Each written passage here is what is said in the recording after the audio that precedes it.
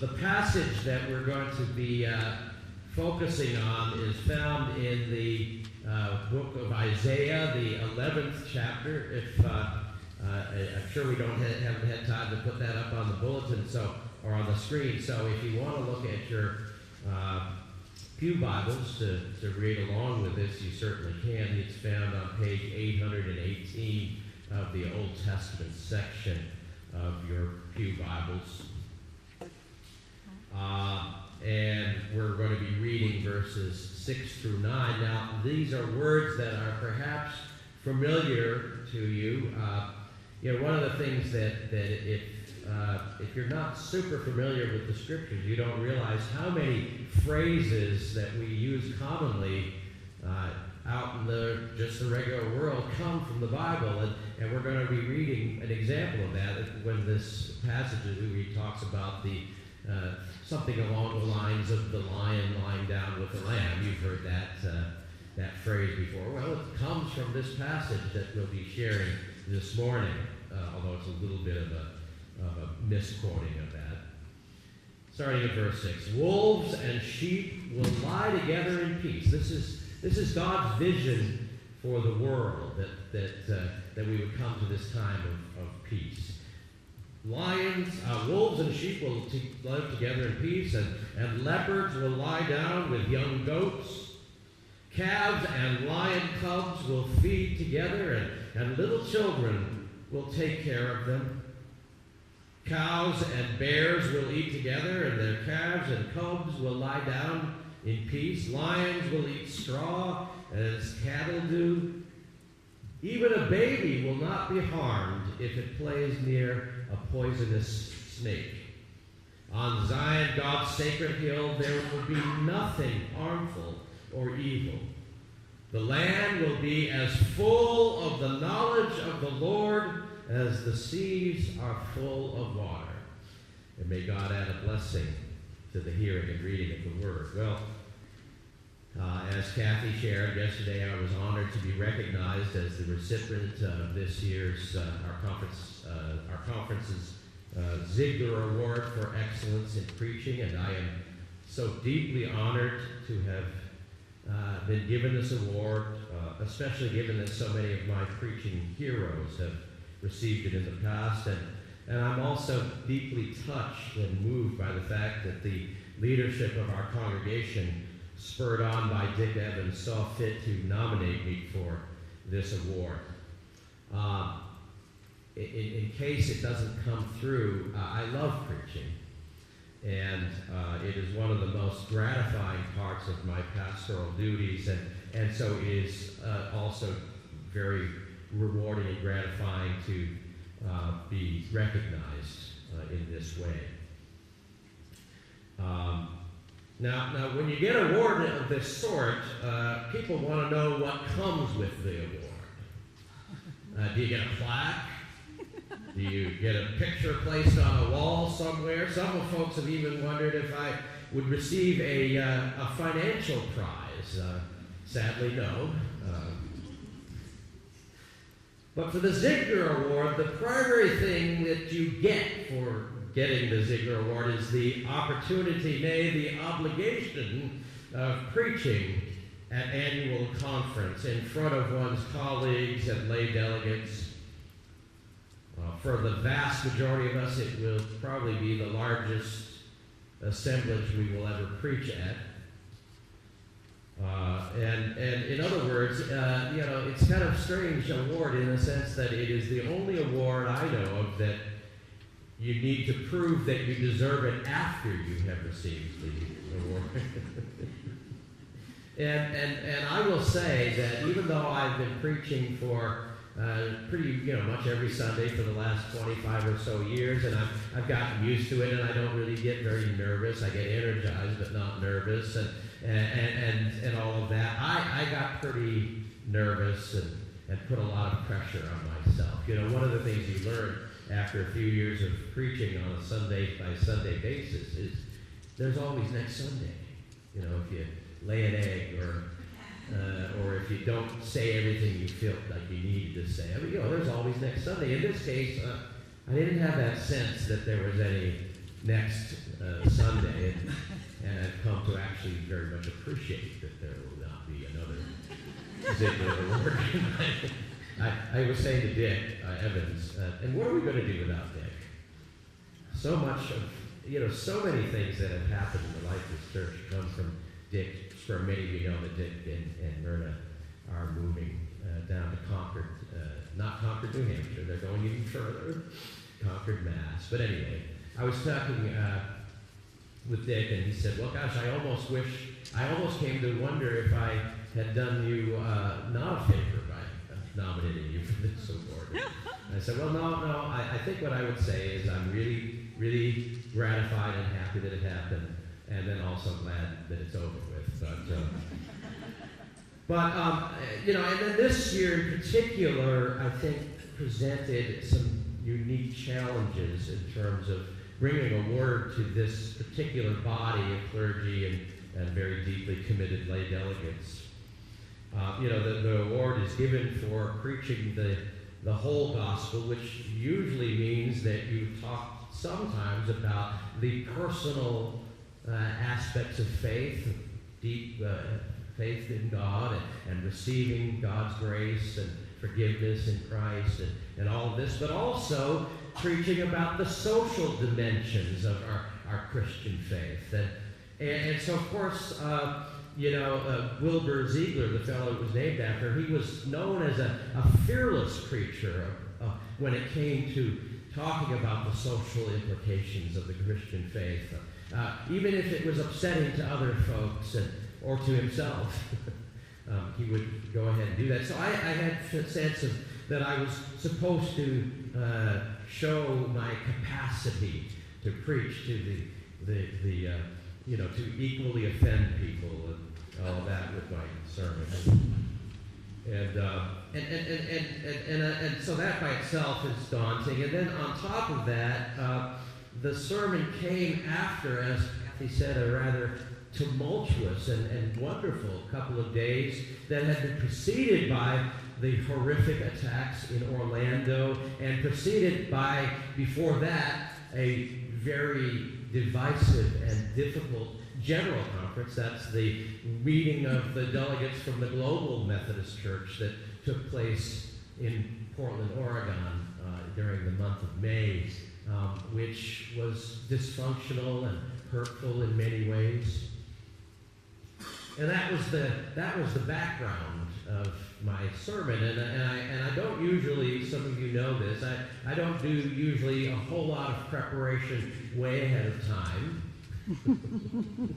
or even a whole lot closer to the time. I mean, I'm kind of a Saturday night, maybe even Sunday morning preacher, but even so, I had come up with some ideas that as the conference continued on, I had to say, no, none of these ideas, I'm going to have to throw them out. And so Saturday night was, or Friday night, I should say, was a long night. And Saturday morning was an early morning. One of the things that happened, just as Kathy said, was, like I said, after the conference and after Orlando, that seemed to underscore for many of us the need for our church to stop treating LGBT people as if they were other. And then the statement that Kathy read about our conference, saying that as a conference we are going to resist and not comply with what many of us feel is the discriminatory language directed specifically toward gay and lesbian folks in our church and in the culture as a whole. That we're going to simply say no to that and act based on our conscience and our understanding of God's call for us to truly love and welcome all people to the table and fully welcome them.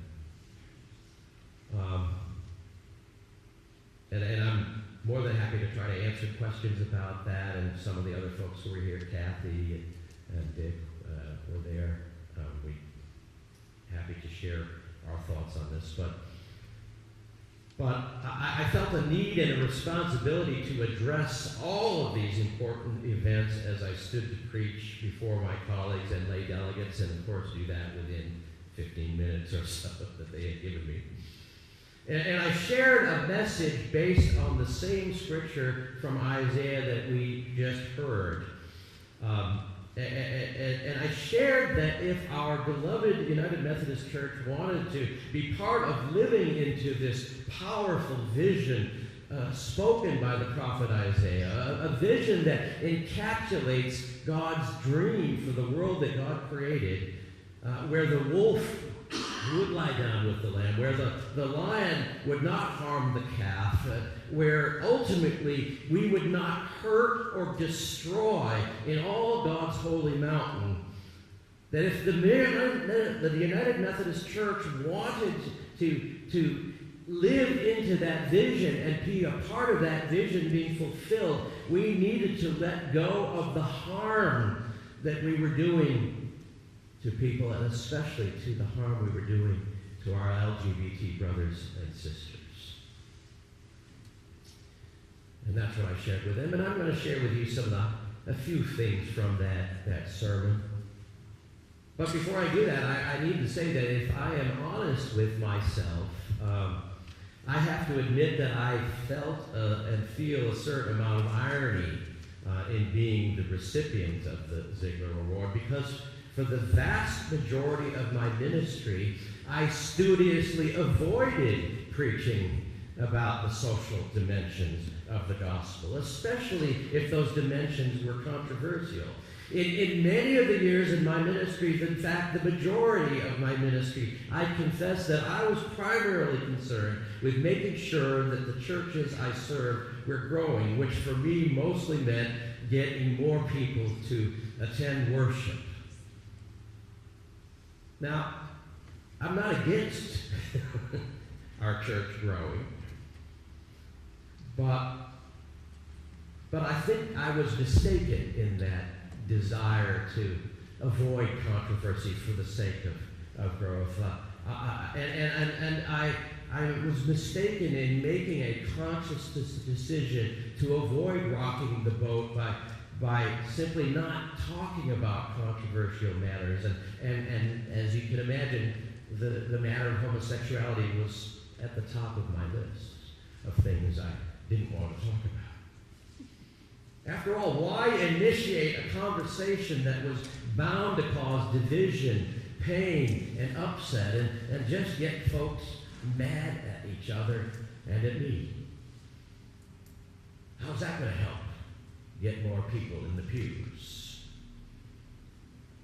And so for many years, when newcomers or sometimes even longtime members of the church would ask me what I or the church felt about homosexuality, I would get very anxious. I would stammer and stutter, and finally, if I absolutely had to, I would get around to simply repeating what the official position of the United Methodist Church, what that was, and what it still is to this day. That the practice of homosexuality was incompatible with Christian teaching, and that therefore self-avowed practicing homosexuals were not eligible to serve as pastors in the United Methodist Church. I would say, yeah, that's the church's stance. And if I was pressed further, I would reluctantly offer that I agreed with the church's position, that I felt that it was correct, but that in any case they would never hear me preach about homosexuality from the pulpit. You see, in those days, I believed that the issue of homosexuality was simply that, an issue. And an issue as well, they're pretty abstract, aren't they? We can talk about them, removing them from the human beings that are impacted by these issues, right? And that's the way that I prefer to deal with it. And I think most of the time the folks at my churches were happy that I decided to deal with it that way. And so this issue was about who is right and who is wrong, and what exactly does the Bible say about homosexuality, and what hypothetically would you do if you were faced with this or that hypothetical situation. And since it seemed to me that the Bible was pretty clear that homosexuality was not God's best intention for us, well, then it was wrong, and what else was there to say? What happened for me, however, is that over time, it became inadequate for me to think about homosexuality simply as an issue. And I began to stop thinking of it that way. And I started thinking about the real life gay people I had known, and including that very small handful of gay people who had trusted me with their secret in the churches I served, or those folks in my churches who had come to me and said, you know, I have a son or a daughter who is gay, and they won't come back to church because they've been told that they're somehow even more sinful than the rest. For me, change began to happen when I stopped thinking so much about the homosexuality issue and started thinking about gay people as real people with real lives, real experiences, real pain that my church was complicit in causing. I should also go back and say the other group of folks I began to think about was children that had been brought up in churches that I had served who found themselves gay. We've had folks at this church who are in that situation. And they're loved and they're nurtured by their church until that point when they come out. And then they're treated somehow just a little differently.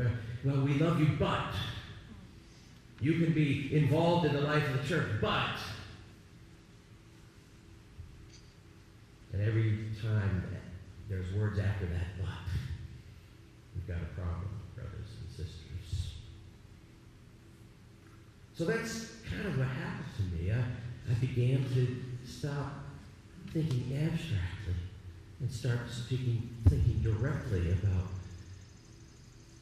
my church and their relationship and with gay people and the harm that relationship had done to beloved children of God. I would say that what happened to me was that I was being huck-finned. Do you know what I mean? Some of us know the story from Mark Twain's wonderful novel, The Adventures of Huckleberry Finn. Huck, in that novel, he runs away from home and decides to run away on a raft as his means of escape. And joining him on this journey is his friend Jim, who happens to be a runaway slave. And so by taking this journey with a runaway slave, he becomes culpable for harboring a runaway slave. And along the way, Jim gets captured and he's being held until he can be returned to his rightful owners for a $200 reward. And Huck goes back to the raft after this capture to figure out what to do next. And there he gets to thinking about what he had learned in Sunday school, about what happens to people who assist runaway slaves. People that acts like I've been acting about Jim, he'd been told, goes to everlasting fire. After all, the Bible's clear, right? Right there in Ephesians 6:5, it says, slaves, obey your earthly masters with respect and fear. And so Huck decides to write a letter to Jim's owner to tell her where Jim can be found. And at first, after writing that letter, he feels relief and conviction for his sin of harboring Jim. And lucky that he has avoided hell and cleared his conscience. But then Huck starts thinking about Jim, the real life person.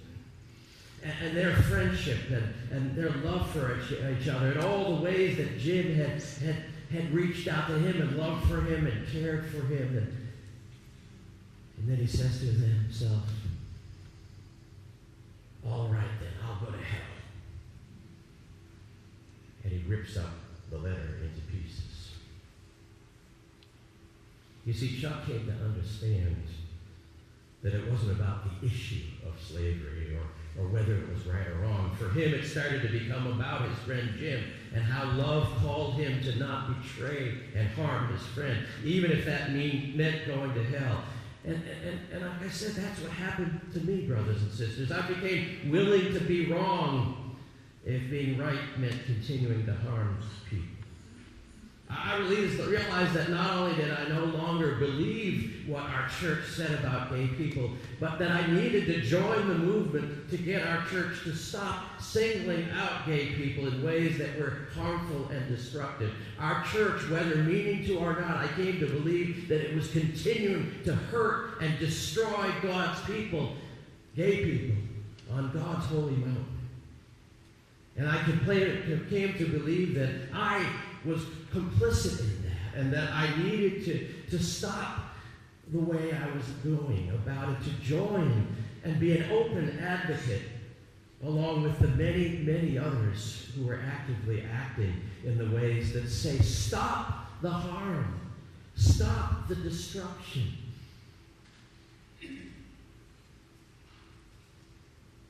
Now, why is this so important? I need you to understand, I'm not going to be preaching about this every Sunday. I want to reassure you. I don't think my heart can handle it. And some of you can't either, I would guess. But why is this so important that I'm willing to do it at all, or that I feel we need to continue a conversation? Why would I and so many others potentially risk our livelihoods to stand with gay people? You know, people have been defrocked in the Methodist Church for marrying two men or two women. And I've said I would do that if two men or two women came to me and I felt they were ready to be married. So why go through all of this? Aren't there other issues that we could focus on where we might have more of a chance to agree with each other? Aren't there other causes or other people that are being harmed as well? And we might be able to have more unity if we focus on those folks? Well, yeah, that's true.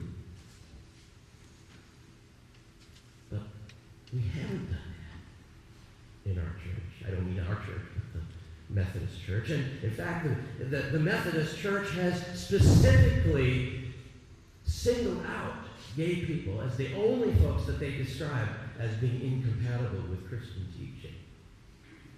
Why do you suppose that is? I mean, maybe we should also have another long list, that gluttons are incompatible with Christian teaching, or people who cheat on their taxes, or people who work in factories that create drones or bombs that kill people. You can find Bible verses for all of those things, right? But we have specifically and exclusively singled out this one group of folks as the only group that is called incompatible with Christian teaching.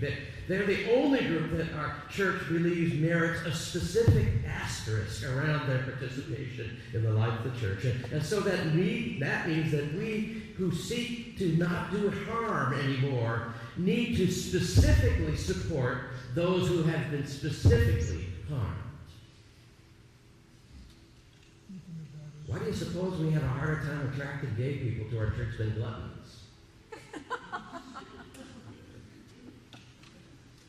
I couldn't be a pastor if gluttons were not allowed to be pastors.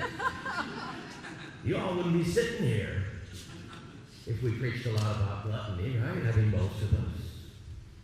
Amen? Amen.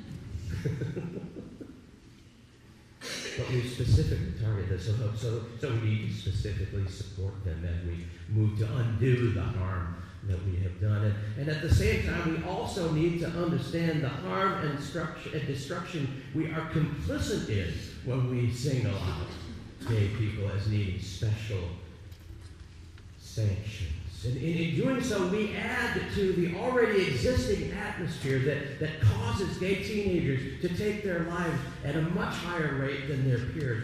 We add to the atmosphere that at its worst causes a person motivated by their religion to go into a gay nightclub and open fire in the single worst mass shooting in our U.S. history.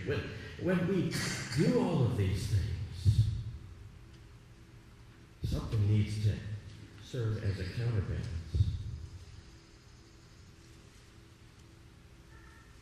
When the wolf is attacking the lamb, you don't have an issue. You have an emergency. When the asp is biting the child, you don't have a debate. You have a crisis. When a gator is sneaking up on the unsuspecting toddler, you don't have a public relations problem. You have an unspeakable nightmare. And for all too many of our gay brothers and sisters, that is the life that they live. And it's time for that nightmare to end. And it's time for the harm to stop on God's holy mountain. That's why I stopped being worried about making waves. That's why I stopped having to avoid controversies and not upsetting folks as my primary value as a preacher. Because lives are at stake, literally.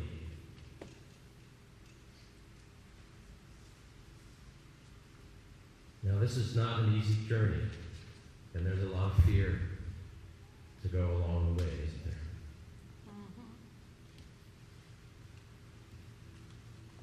You know, I've always admired surgeons.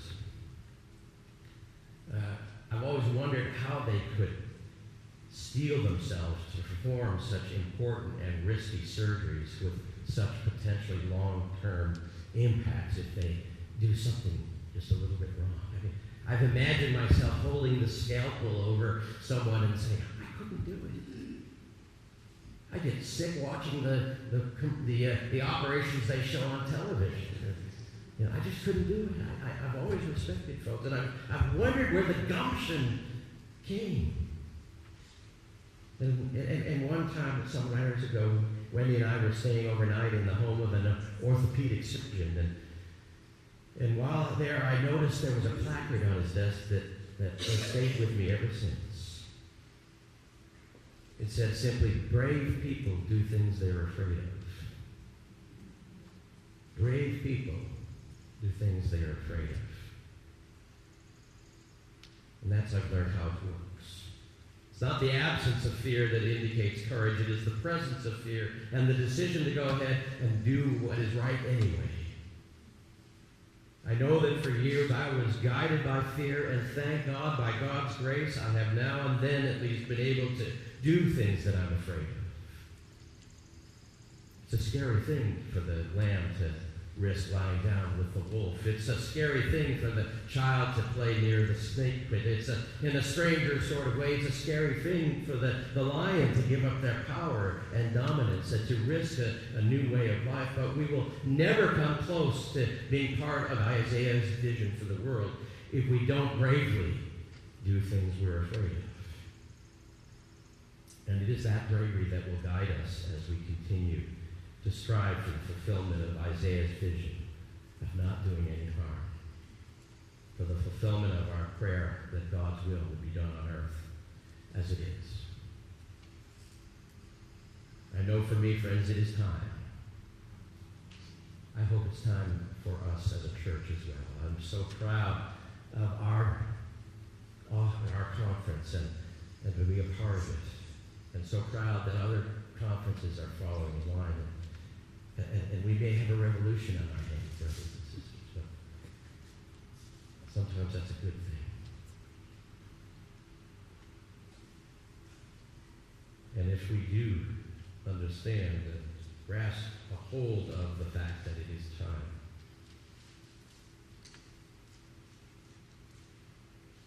If we seize the time, that will indeed hasten the day when the fulfillment of God's dream for the world will become a reality, where no harm and destruction will happen on all of God's holy mountains, and where the earth will be full of the knowledge of the Lord.